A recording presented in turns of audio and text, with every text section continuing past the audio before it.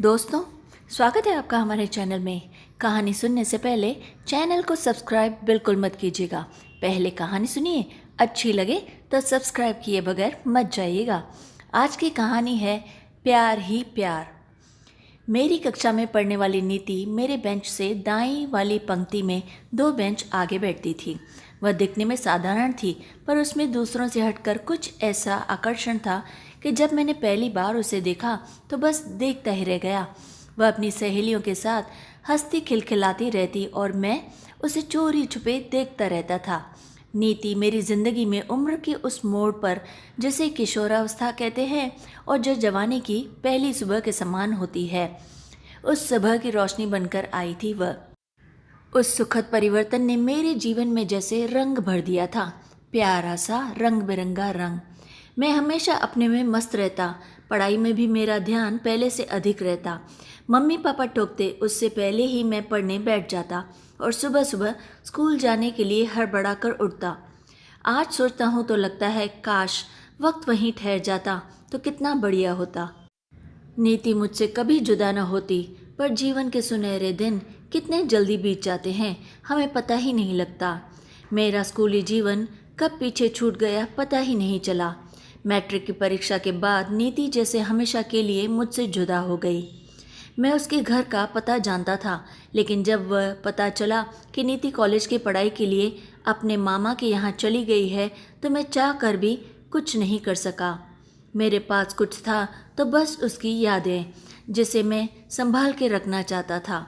उसके लिखे खत और स्कूल में मिली वह तस्वीर, जिसमें साथ पढ़ने वाले सभी विद्यार्थी और शिक्षक एक कतार में खड़े थे और नीति एक कोने में खड़ी मुस्कुरा रही थी। मैं नीति की यादों में खोया डायरी के पन्ने पलटता जा रहा था कि तभी दरवाजे पर दस्तक सुनकर मैं अचानक से चौंक गया।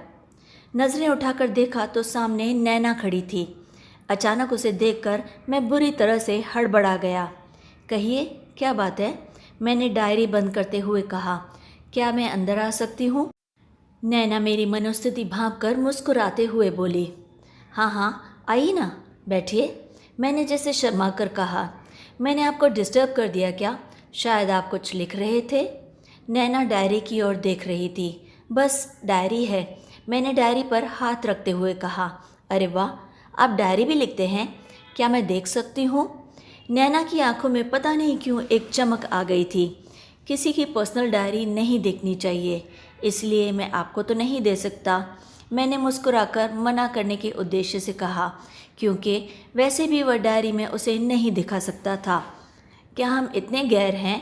नैना नाराज़ तो नहीं लग रही थी, पर अपने चिर परिचित अंदाज में मुंह बनाकर बोली। मैंने ऐसा तो नहीं कहा। मैंने फिर मुस्कुराने का प्रयास किया। खैर छोड़िए, पर कभी तो मैं आपकी डायरी पढ़कर ही रहूँगी, ज़रूर। नैना के चेहरे पर अब बनावटी नाराज़गी थी। उसने अपनी झील जैसी बड़ी बड़ी आंखों से मुझे घूरते हुए कहा, अभी बाहर चलिए, आपको बाहर बुलाया जा रहा है। बैठक में भैया भाभी सभी बैठे हुए थे। अंताक्षरी खेलने का प्रोग्राम बनाया गया था, पर मेरा मन तो कहीं दूर था, अपनी नीति के पास। लेकिन मना कैसे करता भला? न चाहकर भी खेलने बैठ गया। नैना पूरे खेल के दौरान अपने गीतों से मुझे छेड़ने का लगातार प्रयास करती रही। नैना मेरी भाभी की छोटी बहन थी। अपने नाम के अनुरूप ही उसकी गहरी नीली झील सी आंखें थी। वह थी भी बहुत खूबसूरत।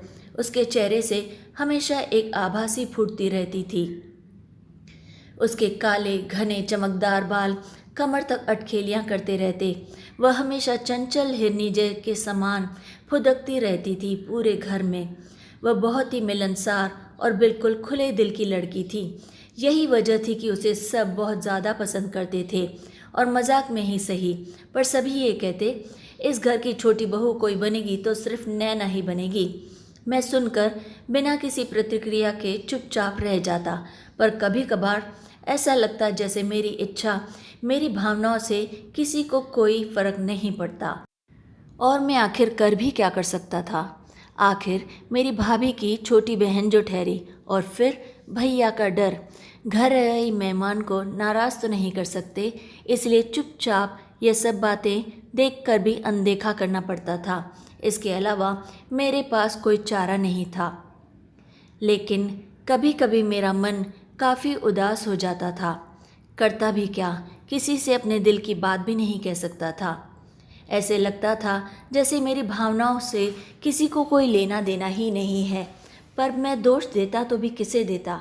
किसी को तो पता ही नहीं था कि मेरे दिल में जो लड़की बसी है वह नैना नहीं, नीति है। दूसरे दिन नैना वापस जा रही थी। भाभी ने आकर मुझे उसे घर तक छोड़ने को कहा। मैं जहाँ जा रहा था, ये मेरे और नैना को लेकर घर वालों के मन में जो खिचड़ी पक रही थी, उसी साजिश का यह एक हिस्सा है।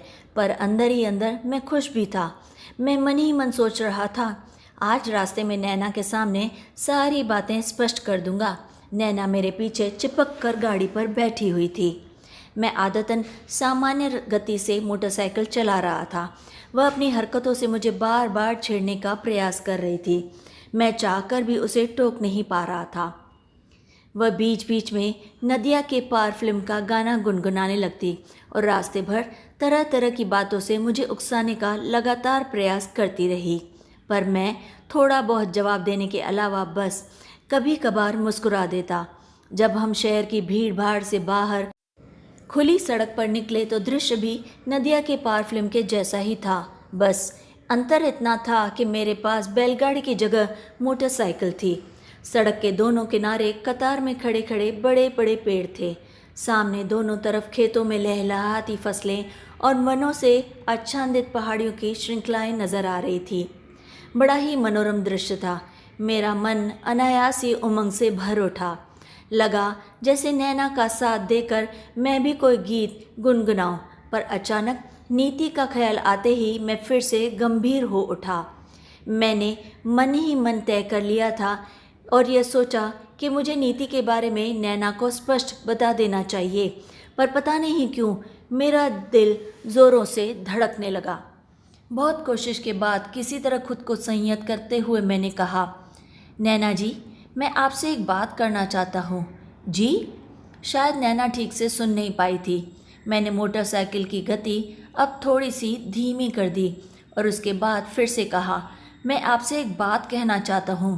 क्या कोई सीरियस बात है? नैना कुछ इस तरह मज़ाक भरे लहजे में बोली जैसे मेरे जज्बातों से वह अच्छी तरह से वाकिफ़ हो। मगर मैं जो कहने जा रहा था शायद उससे उसका दिल टूट जाने वाला था। सो मैंने गंभीर होकर कहा, मैं आपको जो बताने जा रहा हूँ, मैंने आज तक यह बात किसी से नहीं कही है, भैया और भाभी से भी नहीं। दरअसल मैं एक लड़की से प्यार करता हूँ। उस लड़की का नाम नीति है। वह मेरे साथ पढ़ती थी। हम दोनों एक दूसरे को बहुत चाहते हैं और मैं उसी से शादी करना चाहता हूँ और किसी से नहीं। आप कहीं मजाक तो नहीं कर रहे ना मुझसे? नैना को मेरी बातों पर यकीन नहीं हुआ। यह मजाक नहीं नैना जी, सच है। मैंने फिर से गंभीर होकर कहा, मैं ये बात बहुत पहले सबको बता देना चाहता था पर कभी हिम्मत ही नहीं जुटा पाया। दरअसल मैं इस बात से डर जाता था कि कहीं घर वाले ये ना समझ लें कि पढ़ने लिखने की उम्र में मैं भटक गया हूँ। पर अब मेरे सामने कोई मजबूरी नहीं है। मैं अब पूरी तरह अपने पैरों पर खड़ा हो चुका हूँ। मेरी अच्छी खासी नौकरी है। शीजी, आप बहुत भोले हैं। इस बार नैना के लहजे में भी गंभीरता थी। वह मुस्कुराने का प्रयास करती हुई बोली, एक तरफ आप प्यार की बातें करते हैं और दूसरी तरफ रिएक्शन के बारे में भी सोचते हैं। बड़ी अजीब बात है। ये बात आपको बहुत पहले सबको बता देनी चाहिए थी।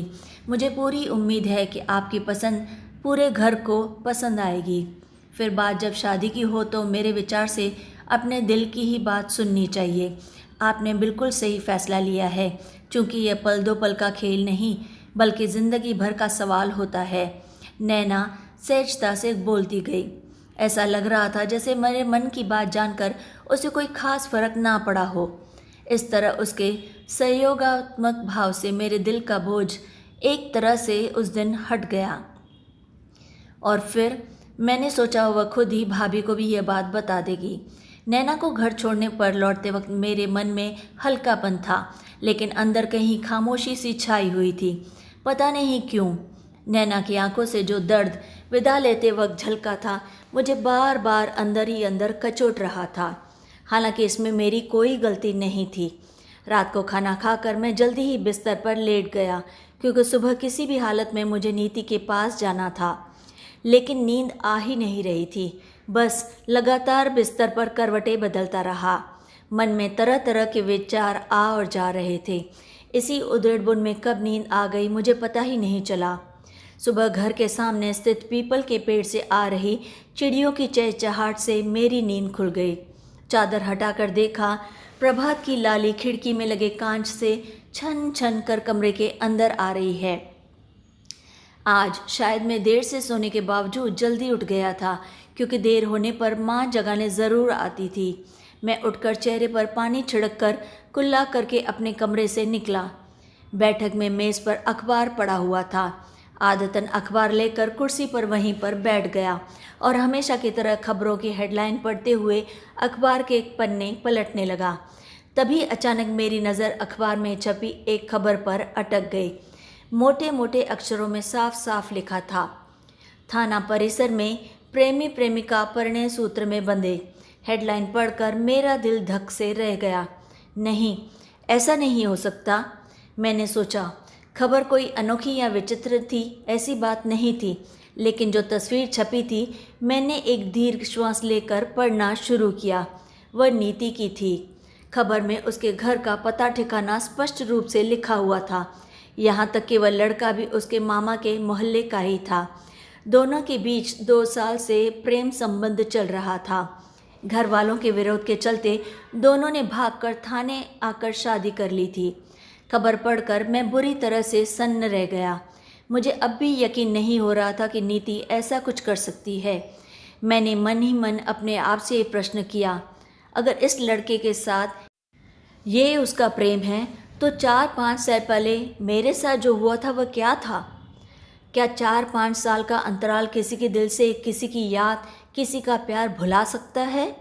मैं उसे हर दिन हर पल याद करता रहा, उसकी तस्वीर अपने सीने से लगाए रहा, और उसने मेरे बारे में तनिक भी ना सोचा।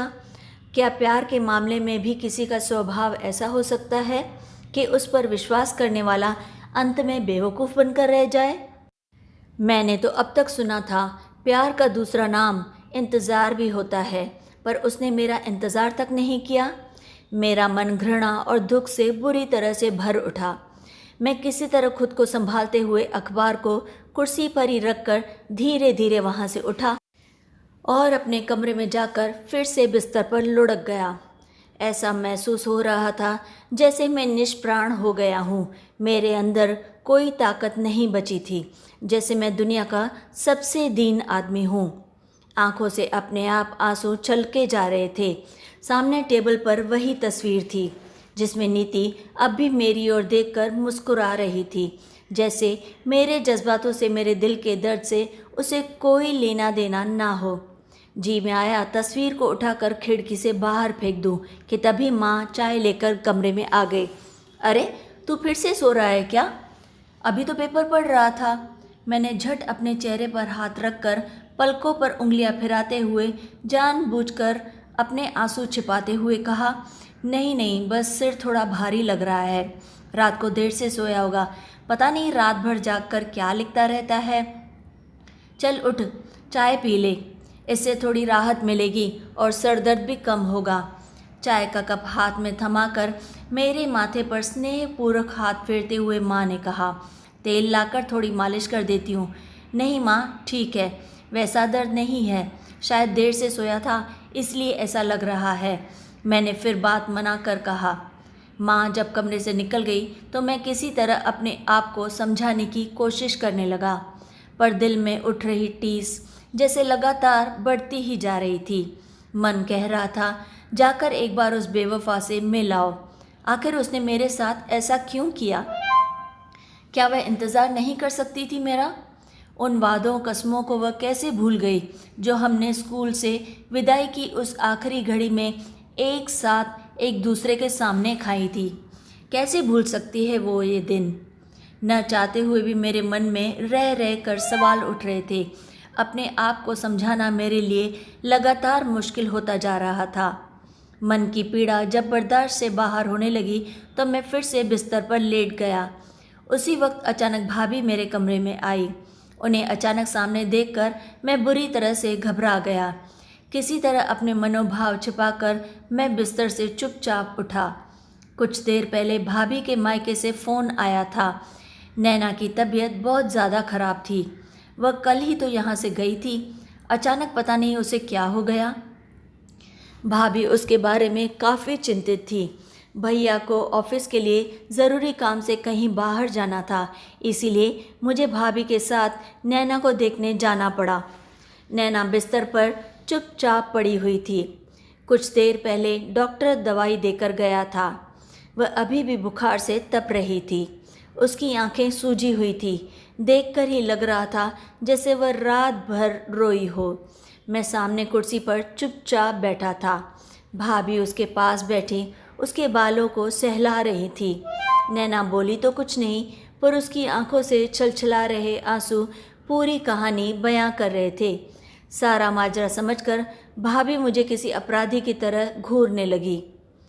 मैं सिर झुकाए चुपचाप वहीं पर बैठा रहा। कुछ देर बाद भाभी कमरे से निकल गई। कमरे में सिर्फ हम दोनों थे, अकेले। नैना जैसे शून्य में कुछ तलाश रही थी। उसे देखकर मेरी आंखों में भी अब आंसू आ गए। अचानक महसूस हुआ कि यदि अब भी मैंने सामने स्थिति जलाशय को ठुकरा कर मृग मरीचिका के पीछे भागने का प्रयत्न किया तो शायद अंत में पछतावे के सिवाय मेरे हाथ कुछ नहीं लगेगा। मैंने बिना देर गवाए नैना के पास जाकर याचना भरे स्वर में कहा, नैना जी, मैंने आपसे जो कहा था वह मेरा भ्रम था। मैंने बचपन के खेल को प्यार समझ लिया था। मुझे आज ही पता चला कि उस लड़की ने एक दूसरे लड़के से प्रेम विवाह कर लिया है। मेरा भ्रम टूट चुका है। मैं नादानी में आपसे पता नहीं क्या क्या कह गया। मुझे माफ़ कर दीजिए। नैना अपनी डबडबाई आंखों से अब भी शून्य में निहार रही थी। कुछ देर रुककर मैंने फिर से कहा, कुदरत ज़िंदगी में सबको सच्चा हमदर्द देती है, पर अक्सर हम उसे ठुकरा देते हैं। मैंने भी शायद ऐसा ही किया है। लड़कपन से अब तक ख्वाबों के पीछे भागता रहा। मेरा गला भर आया था। नैना मुझे टुकर टुकर लगातार देख रही थी। उसकी आंखों से टपकते आंसू उसके गालों पर लुढ़क रहे थे। मुझे पहली बार उसकी आंखों में अपने लिए प्यार नज़र आ रहा था। मैंने किसी छोटे बच्चे की तरह भावुक होकर उससे कहा, देखो, मुझे मत ठुकराना प्लीज़, वरना मैं जी नहीं पाऊँगा, अकेला तो बिल्कुल नहीं। और हाथ बढ़ाकर उसके गालों को छू रहे आंसुओं को पोंछने लगा। नैना के होठ कुछ कहने के प्रयास में एकदम से थरथरा उठे, पर जब वह कुछ बोल न पाई तो अचानक मुझसे लिपटकर ज़ोर ज़ोर से सुबकने लगी। मैंने भी उसे कसकर अपनी बाहों में भर लिया। हम दोनों की आंखों से अब आंसू बह रहे थे, खुशी के आंसू। मैं सोच रहा था, मुझे अब तक क्यों पता नहीं चला कि हमेशा चंचल, बेफिक्र और नादान सी दिखने वाली इस लड़की के दिल में मेरे लिए इतना सारा प्यार छिपा था। भाभी दरवाजे के पास खड़ी हुई मुस्कुरा रही थी, पर उनकी आंखों में भी खुशी के आंसू थे। यही होता है सच्चा प्यार, जो एक दूसरे की खामोशी को भी समझ ले। तो दोस्तों, अब बताइए कैसी लगी आपको ये कहानी। अगर अच्छी लगे तो अब तो चैनल को सब्सक्राइब कर लेंगे ना, ज़रूर कीजिए, आखिर हमारी फैमिली बड़ी कैसी होगी। और हाँ, स्टोरी अगर अच्छी लगे तो लाइक और शेयर ज़रूर कीजिए। और प्लीज़ प्लीज़ प्लीज़ कमेंट्स में अपनी राय हमें ज़रूर बताएं। और फिर रोज़ की तरह लाइक, शेयर एंड सब्सक्राइब।